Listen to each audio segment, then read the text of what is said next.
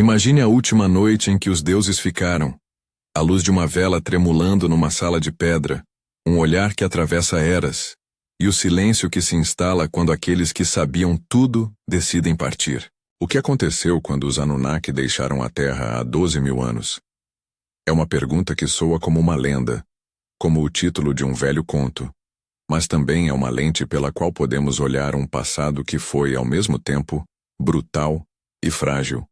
Um mundo pendurado entre geleiras que recuam e mares que sobem, entre conhecimento quase perdido e histórias que insistem em aparecer nas margens de rios milenares.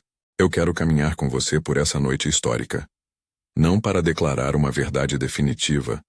Não há provas incontestáveis de visitantes alienígenas com tecnologia avançada deixando a Terra, mas para ponderar. Se uma classe de figuras poderosas desapareceu de repente, como teria soado o silêncio deixado por sua partida? Que formas tomariam as memórias humanas? Como a ciência, com seus fragmentos de ossos, camadas de gelo e fitas de DNA, dialoga com a poesia das lendas? E por que tantas vezes imaginamos olhos diferentes, luzes estranhas, mãos que moldam civilizações? Antes de irmos adiante, diga: de onde você está assistindo? Conte nos comentários. Quero saber de que céu, de que cidade. Esse mistério atravessa cidades e estações. O mundo há cerca de 12.000 anos não era o mundo que conhecemos hoje. Estávamos na borda do que os cientistas chamam de fim da última era glacial, uma transição climática intensa, conhecida em parte como Younger Dryas, um período de resfriamento abrupto que interrompeu a tendência de aquecimento que vinha depois do ápice glacial. Em termos simples, o clima oscilou, os padrões de chuva mudaram, as estepes e florestas recuaram e avançaram, e as populações humanas, então distribuídas em pequenos grupos caçadores-coletores e em assentamentos emergentes, sentiram essas oscilações na carne. Essas mudanças não chegam como manchetes. Chegam como fome que aparece 3 estações seguidas, como rotas de migração que se fecham, como recursos que secam onde antes eram abundantes.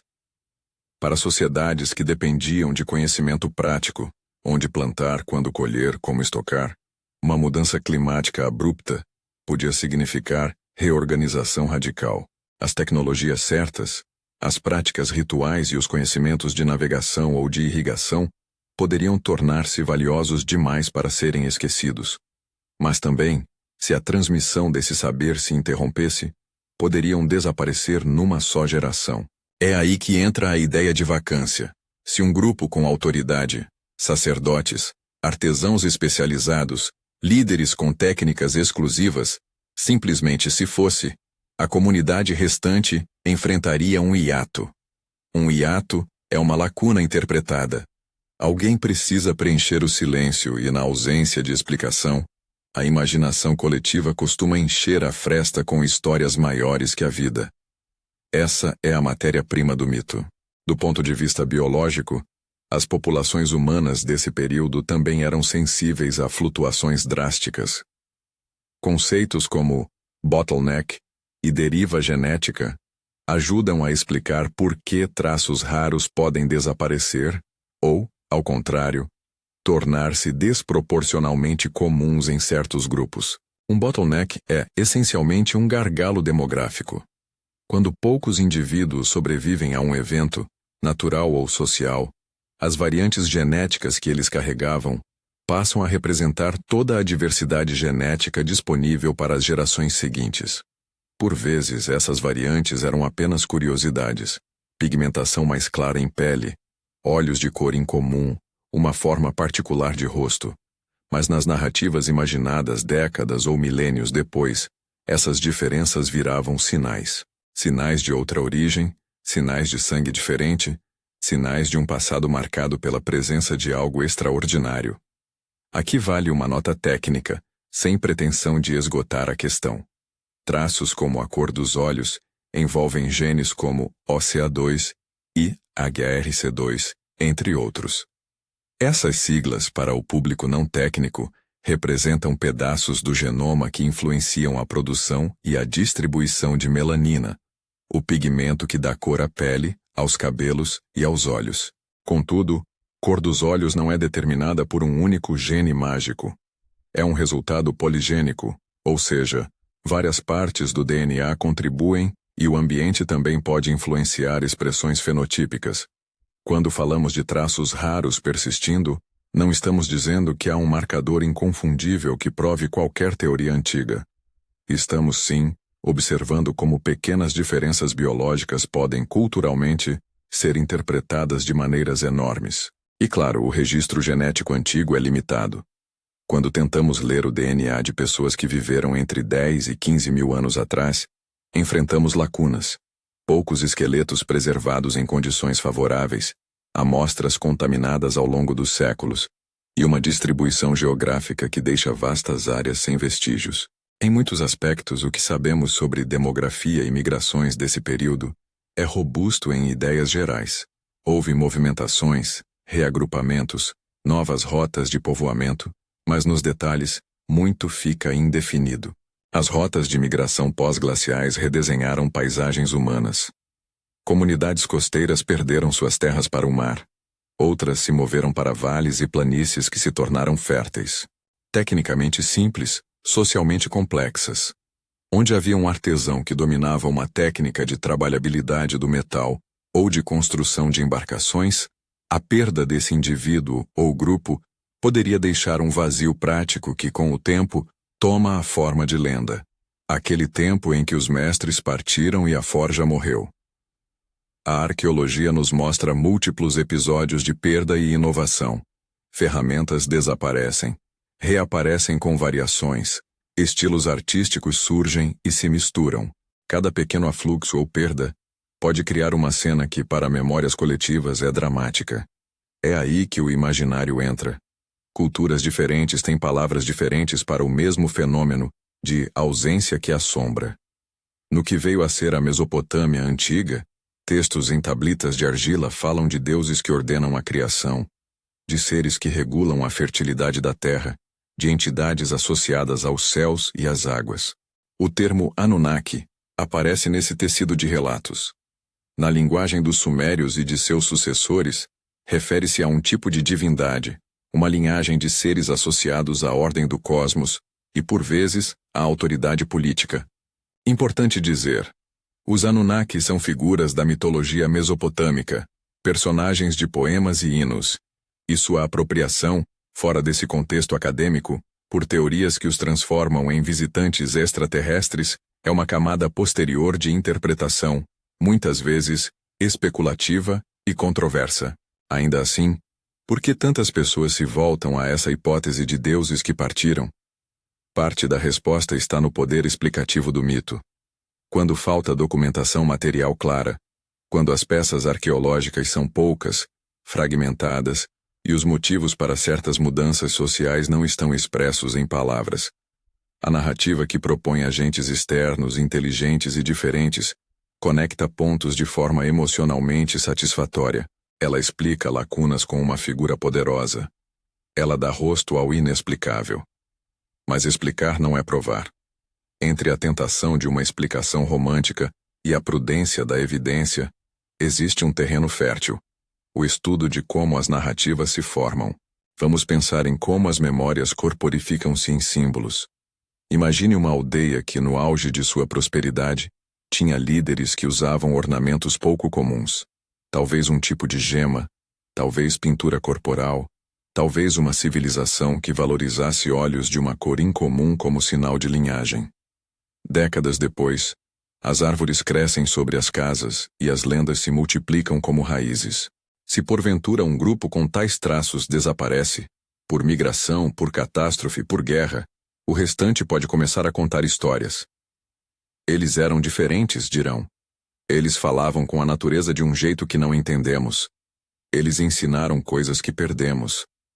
Em poucas gerações, diferenças físicas e gestos rituais viram a marca de uma origem extraordinária. A narrativa transforma o raro em sagrado. Esse processo de transformação cultural não é exclusivo de Mesopotâmia. Em diversas partes do mundo, povos registram deuses que partiram, ancestrais que subiram ao céu, ou mestres que foram levados por tempestades. A semelhança dessas narrativas não prova uma origem comum, mas indica um modelo humano recorrente. Diante da ausência de explicação, a mente social cria agentes que personificam conhecimento perdido. A mitologia, nesse sentido, funciona como um reservatório de memória, menos preocupado com datas exatas que com sentidos que ajudam a ordenar o presente. Voltando à pergunta do título, supondo hipoteticamente que um grupo de atores poderosos, religiosos, tecnológicos, simbólicos, tenha desaparecido há cerca de 12.000 anos, que marcas deixariam? A resposta se reparte em camadas: marcas materiais, marcas biológicas e marcas narrativas.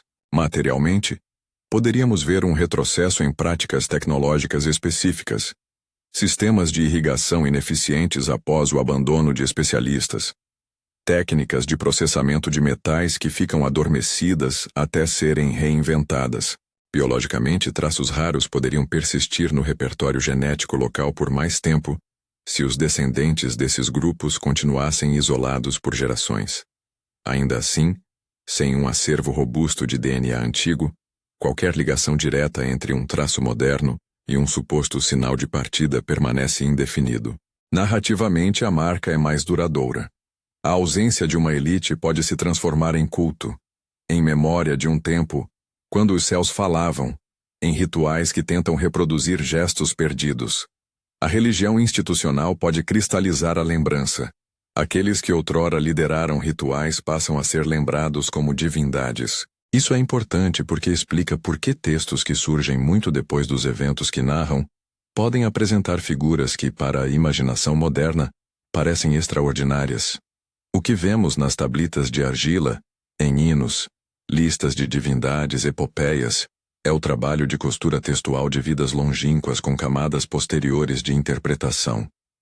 Há outro elemento que precisamos trazer à conversa. A mídia cultural, a arte e a literatura modernas desempenham um papel central em como mitos antigos ganham nova vida. As imagens cinematográficas de humanoides altos e olhos penetrantes, os livros que ligam ruínas à tecnologia perdida, as ilustrações que pintam a figura dos Anunnaki como uma força exterior à humanidade, tudo isso recalibra a forma como o público contemporâneo entende o passado. Essa é uma operação dupla. Por um lado, essas representações alimentam curiosidade e interesse. Por outro, escolhem narrativas que vendem emoção mais do que precisão. Reconhecer esse jogo não é desprezar o mito, é apenas lembrar que uma boa história pode ser sedutora e enganadora ao mesmo tempo. Se eu pudesse resumir até aqui, o quadro que a ciência pinta para o período em torno de 12.000 anos é de transformações climáticas, movimentações humanas e fragilidades tecnológicas. O que a mitologia faz é pegar essas fraturas e personificá-las em figuras: os Anunnaki em Mesopotâmia, outros deuses ausentes em outros lugares. Juntar os dois campos é fascinante, mas exige cuidado. Podemos perguntar-nos: quais elementos materiais sustentam uma narrativa de partida? Quais elementos culturais inflam a imaginação? E, principalmente, como separar o que a arqueologia e a genética podem realmente dizer do que é poesia interpretativa? Os especialistas que trabalham com sedimentos, grãos de pólen, ossos carbonizados e análises isotópicas oferecem um tipo de verdade. Evidências fragmentárias, interpretadas com rigor e sujeitas à revisão. Quando dizem que houve um período de rápida oscilação climática, ou que populações se reposicionaram, falam a partir de dados que, mesmo com incertezas, constituem um arcabouço confiável. Já as interpretações que saltam para a hipótese de visitantes de outro mundo tendem a construir pontes sobre lacunas, e isso é aceitável enquanto exercício especulativo, desde que marcado como tal. A linha tênue entre especulação criativa e afirmação factual é o que vamos andar com cuidado nestes passos noturnos. Pense comigo na imagem do farol genético, uma variante rara, brilhante como uma lanterna numa costa enevoada, que guia a imaginação. Essa imagem serve para entender por que certos traços físicos ou culturais ganham outsized significance, Importância desproporcional nas narrativas. Um farol pode ser só um farol. Pode também ser lenda. O ponto é que as comunidades humanas tendem a projetar significado onde há necessidade de explicação. A ciência moderna, com suas ferramentas, tenta ler o que restou desse farol e entender se era apenas uma chama local ou parte de um sistema mais amplo. E se por um momento deixarmos de lado o termo Anunnaki como prova e o mantivermos como símbolo, um símbolo de autoridade desaparecida, podemos fazer perguntas mais úteis. Como as sociedades reorganizam-se quando a autoridade central some? Como reinventam tecnologia quando os mestres não estão mais? Que mecanismos culturais transformam especialistas em semideuses? Em muitos casos, a resposta é uma mistura. Fragmentos técnicos são recodificados em rituais. Técnicas são reinventadas em novos contextos. Memórias orais se condensam em mitos que servem para legitimizar novas ordens políticas. A saída de um grupo não é necessariamente um corte definitivo. Pode ser uma transformação lenta, moldada por perdas, contatos e inovações. Senti a necessidade de alongar a mão e tocar uma dessas tablitas antigas, sentir a rugosidade da argila, tentar decifrar marcas que já foram palavras vivas. É nessa cena que deixo você por agora.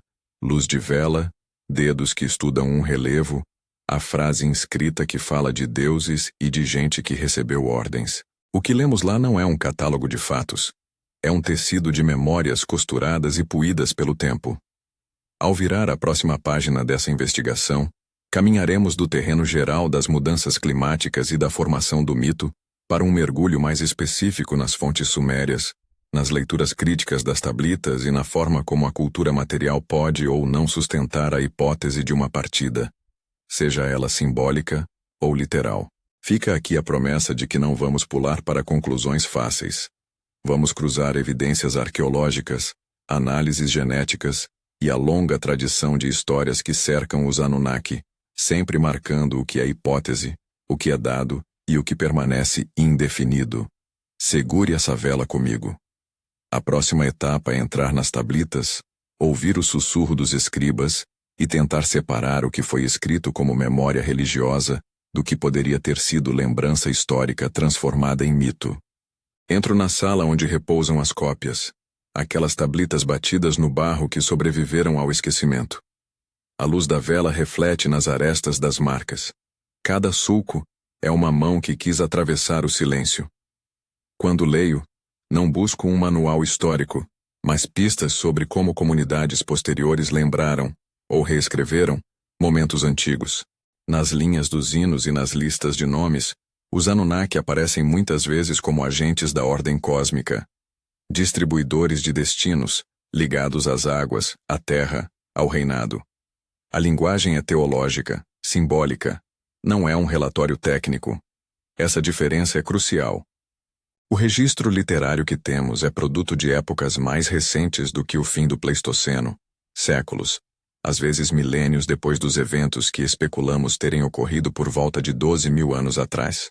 O que significa que qualquer memória que pareça muito anterior ao texto se encontra já remodelada por camadas de tradição. Ao folhear mentalmente essas tablitas, uma questão inevitável surge. Como distinguir o que é memória preservada de forma fiel do que é bricolagem cultural posterior? A resposta pequena e honesta é: nem sempre podemos. Textos religiosos e épicos funcionam como espelhos deformados. Mostram-nos traços de uma realidade mais distante, mas filtrada por instituições religiosas, interesses dinásticos e necessidades de legitimação. Um rei que quer justificar seu poder pode tecer genealogias que o liguem a deuses. Um sacerdote que perde influência pode transformar um antigo especialista em divindade. O que sobra, portanto, não é um registro literal da história remota, mas um mapa de significados que revela como sociedades posteriores queriam compreender seu passado. Essa observação nos leva a uma prudência metodológica. Usar textos de milênios posteriores para inferir eventos ocorridos há cerca de 12.000 anos é possível apenas com cautela e muitos corchetes de incerteza.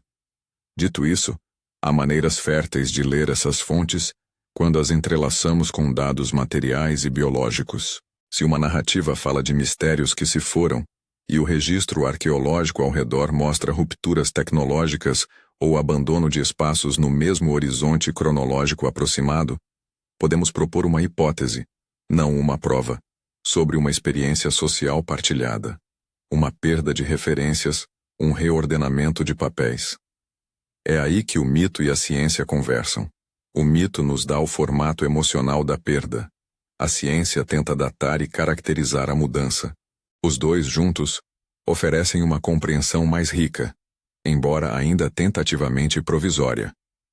Vamos agora olhar mais de perto a cronologia e o espaçamento entre as camadas. Uma coisa que surpreende muitos é o fosso temporal entre as mudanças climáticas de fim da última era glacial e os textos sumérios que conhecemos. Milênios separam os dois pontos. Na prática, isso significa que as memórias que vemos inscritas nas tablitas podem ser memórias transmitidas oralmente por gerações, adaptadas a novos contextos e reinterpretadas por escribas que escreviam para uma Mesopotâmia já urbana e complexa. A oralidade é maleável. Ela retém núcleos de experiência e deixa ir nuances. Assim, o quando e o como de uma lembrança desaparecem parcialmente no caminho. Por outro lado, a arqueologia material nos apresenta fragmentos diretos, pradarias abandonadas, camadas de habitação interrompidas, ferramentas que desaparecem do repertório local. Esses sinais não contam histórias com vozes claras. Suas vozes são feitas de cerâmica, cinza, pólen e dentes carbonizados. Eles são menos poéticos que os hinos, porém muitas vezes mais próximos de uma sequência cronológica que podemos datar, com limites e erros. E então temos o DNA antigo, uma nova janela, inesperadamente poderosa, mas com suas próprias sombras. O DNA paleogenômico permite rastrear migrações, estreitamentos populacionais e fluxos de assambarcamento de variantes genéticas. No entanto, essa janela não é uniforme. Cobertura esparsa, preservação variável e a ausência de amostras em muitos territórios nos deixam com um mapa pontilhado, pontos de certeza cercados por vastas áreas rotuladas indefinido. Quando pensamos nos sinais que poderiam ter sobrevivido à partida de uma classe de atores poderosos, uma metáfora, repito, porque usar o termo partida implica voluntariedade e agência que a arqueologia não comprova, imaginamos marcas espalhadas por 3 domínios: material, biológico e simbólico. Materialmente, a arqueologia poderia registrar um corte no repertório de certos saberes, técnica de cerâmica que se perde por gerações, práticas de irrigação que deixam de ser mantidas, embarcações que deixam de ser construídas do mesmo modo. Biologicamente, as assinaturas poderiam existir em traços que se mantêm devido a efeitos de fundador e isolamento. Variantes que permanecem em pequenos grupos reprodutores e que, para olhos futuros, parecem distintivas. Simbolicamente, a ausência se converte em narrativa. Os poderes que governavam até então são lembrados não como especialistas humanos, mas como figuras do além. Para tornar isso menos abstrato, imagine um assentamento costeiro que dependia de um conjunto de técnicas de pesca e de construção de embarcações. Se por algum motivo, subida do mar, crise de recursos, doença, a população especializada se desloca ou desaparece, os sobreviventes conservam relatos de como era antes e tentam reproduzir o conhecimento perdido com o que têm. Em poucos ciclos o artesanato se transforma. Em gerações, a memória daquele saber toma formas míticas. Os primeiros que chegaram vieram do mar e ensinaram-nos a falar com as ondas.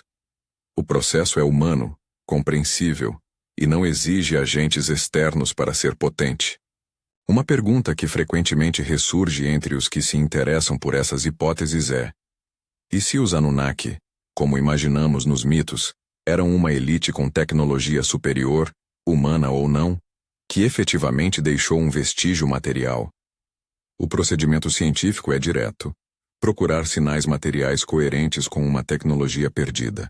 Até o momento, a arqueologia mainstream não apresenta um conjunto de artefatos ou estruturas datadas para 12 mil anos atrás que requeiram explicação por meio de tecnologia anômala. Há ferramentas sofisticadas, capacidades impressionantes de organização e transmitência de práticas em várias partes do mundo. Mas nada que faça uma ponte segura entre o que os textos descrevem e a necessidade de agentes extraterrestres. Isso não elimina a possibilidade de que algo complexo tenha ocorrido. Apenas nos lembra que lacunas de conhecimento não tornam automaticamente plausíveis inferências extraordinárias. Voltando às tablitas, é instrutivo notar a função social da linguagem divina. Quando a autoridade humana se fragmenta, deuses podem ser convocados para preencher o vácuo moral e funcional. O nome Anunnaki parece, nas tradições que nos chegaram, referir-se a uma categoria de entidades ligadas à ordem. A adição de atributos, tamanhos, aspectos, domínio sobre fenômenos, varia conforme o tempo e o lugar. A operação interpretativa moderna que transforma essas figuras em visitantes esporádicos de outro mundo é um movimento particular de leitura, metaforiza o divino em termos tecnológicos e fala com um apelo narrativo forte. Essa metáfora é poderosa, mas é uma metáfora. Não confunda, portanto, a força narrativa com prova documentada. Um aspecto que eu acho fascinante é a maneira como traços pequenos, físicos, culturais, ganham significado excessivo. Lembre-se do farol genético que mencionei antes. Uma característica rara pode se tornar sinal. Pense em um detalhe que pode ter sido notado por vizinhos. Olhos de cor incomum, padrões de tatuagem, ornamentos específicos. Ao pouco, esses traços viram emblemas de diferença. Quando a comunidade que possuía esses traços deixa de existir, os sobreviventes podem explicar a ausência com uma história que amplifica o significado daquela marca, transformando o raro em marca de uma origem extraordinária. É um procedimento semiótico humano básico. Procurar pontes entre o que chama a atenção e o que causa ansiedade. Aqui é importante trazer um contraponto científico que, por vezes, frustrará quem deseja respostas diretas. A herança de traços como cor dos olhos ou padrões de pigmentação é poligênica e sujeita à deriva genética. Eventos de bottleneck, casamentos endogâmicos, isolamento geográfico e seleção sexual podem alterar a frequência de traços muito rapidamente em termos evolutivos. Isso significa que certificar-se de que um traço observado hoje era o mesmo traço observado há 12 mil anos é uma tarefa que exige sequenciamento de DNA antigo em regiões e camadas temporais precisas. Em muitos casos, a ausência de amostras torna essa ligação indefinido. Em outros, onde temos amostras, vemos padrões complexos de mistura e substituição populacional que tornam simplista a narrativa genética de sinal direto. Uma das contribuições mais recentes e interessantes para esse debate é o próprio método interdisciplinar. A combinação de paleoclimatologia, arqueologia, linguística histórica e genética cria um quadro de evidência cruzada que é mais confiável do que qualquer uma das disciplinas isoladas. Por exemplo, se camadas de sedimento mostram uma mudança abrupta no ambiente, se as cerâmicas e ferramentas demonstram um abandono ou substituição de estilo, e se o DNA antigo de uma área indica um influxo populacional ou um gargalo, então a hipótese de uma transformação social intensa ganha força. Mesmo assim, as causas e os agentes daquela transformação, se pandemias, mudanças climáticas, conflitos, migrações voluntárias ou outra combinação, muitas vezes permanecem indefinido. Consideremos também a dimensão simbólica da perda. Quando uma elite desaparece, seus rituais resistem. Rituais são formas de memória técnica. Eles condensam conhecimentos práticos em gestos públicos, tornando possível que técnicas complexas sobrevivam, mesmo que o entendimento teórico tenha desaparecido. Em sociedades orais, o rito preserva a memória de processos técnicos, mas também ossifica e transforma esses processos em espetáculo. O que era uma técnica para gerir irrigação pode tornar-se um poema sobre os rios. O que era um método de construção pode tornar-se um relato sobre gigantes que ergueram paredes. O rito, portanto, é um veículo de continuidade e transformação ao mesmo tempo. Esse mecanismo ajuda a explicar por que mitos religiosos posteriores podem ser tão ricos em detalhes técnicos aparentes. O detalhe técnico não implica que o autor do mito testemunhou a técnica, apenas que a técnica foi preservada em um corpo ritual que o autor conheceu. A ilusão de testemunho direto é frequente. Por isso, qualquer interpretação que tenta transformar mitos em relatórios factuais sobre eventos de 12.000 anos precisa de uma ponte de evidência robusta, arqueológica, genética, estratigráfica, antes de avançar. Quero agora falar um pouco sobre as maneiras como memórias de ausência se tornam políticas. A construção de linhagens divinas é frequentemente equivalente à construção de legitimidade. Se um novo grupo assume o poder após uma vacância, pode descrever seu direito como herança dos ausentes. Assim, a lembrança dos Anunnaki em alguns textos pode ter servido a objetivos de legitimação, vincular a autoridade terrena a uma origem celestial. Esse uso político do mito é antigo e contínuo. Ele não diminui a sinceridade das crenças. Muitas comunidades acreditam com todo o seu ser, mas mostra que o mito cumpre funções práticas, além de simplesmente registrar o passado. Outro ponto relevante é a circulação e reapropriação de mitos entre culturas. A Mesopotâmia ficou, por séculos, conectada por rotas de comércio, migração e conquista com outras regiões. Mitos viajam, transformam-se e se fundem. Assim, uma narrativa sobre seres que ensinaram pode ser ressignificada em um ambiente distinto, ganhando novos elementos. O que nos parece uma tradição uniformemente preservada, pode na verdade ser uma colagem de memórias regionais, mediada por processos políticos e econômicos. É aqui que gostaria de trazer uma advertência sobre a tentação da síntese imediata. Quando uma proposta explica muitos pontos de uma só vez, por exemplo, os Anunnaki chegaram, ensinaram e partiram. Ela é sedutora porque reduz a complexidade. Mas a ciência histórica raramente opera com soluções únicas e simples.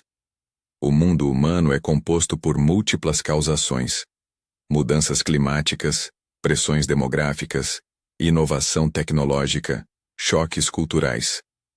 Cada um desses fatores interage com os outros. Uma saída súbita de uma classe de atores poderia, sim, ter efeitos dramáticos, mas esses efeitos apareceriam entrelaçados com processos que não dependem dessa saída, como a própria dinâmica de população, interesses emergentes, capacidade de reinvenção cultural. Antes de avançar para as implicações contemporâneas, quero fazer uma pausa para olhar outra vez para a metáfora, os olhos dos visitantes. No início desta conversa usei a imagem de olhos que atravessam eras como metáfora para a diferença que marca a história. Olhos servem como metáforas poderosas porque fixam em algo visual a ideia de alteridade. É mais fácil imaginar um olhar estrangeiro que imaginar um conjunto de modalidades técnicas e sociais desaparecidas.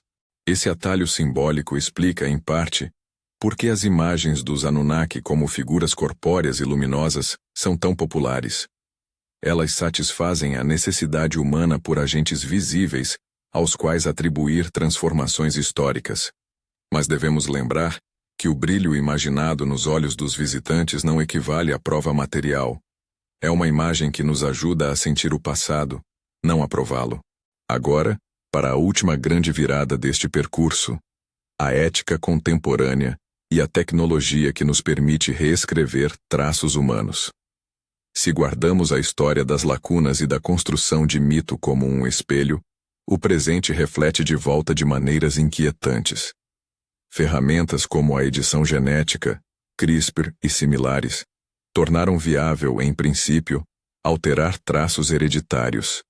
Até agora, a aplicação madura e socialmente aceita foca em terapêutica, correção de mutações que causam doenças graves.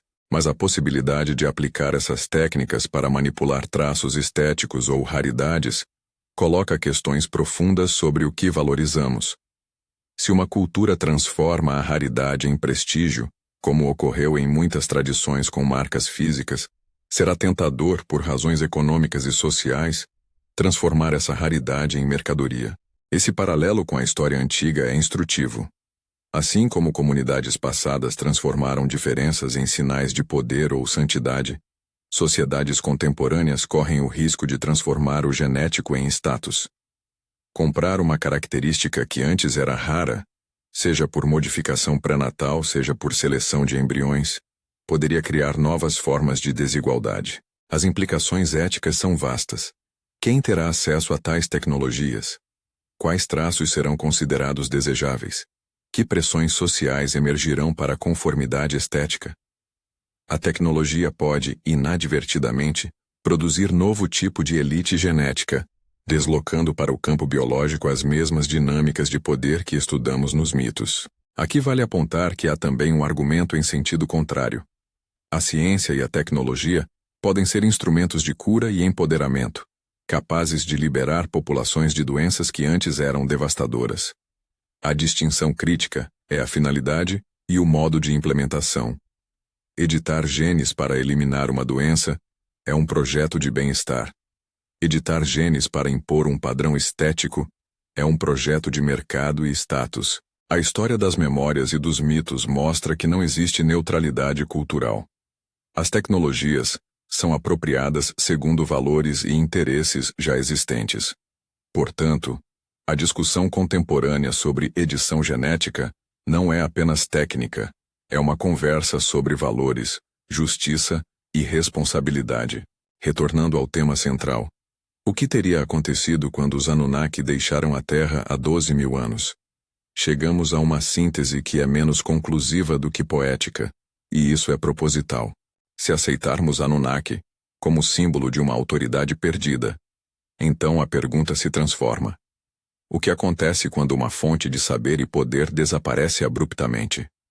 A resposta que o registro histórico e arqueológico nos dá é plural e ambivalente.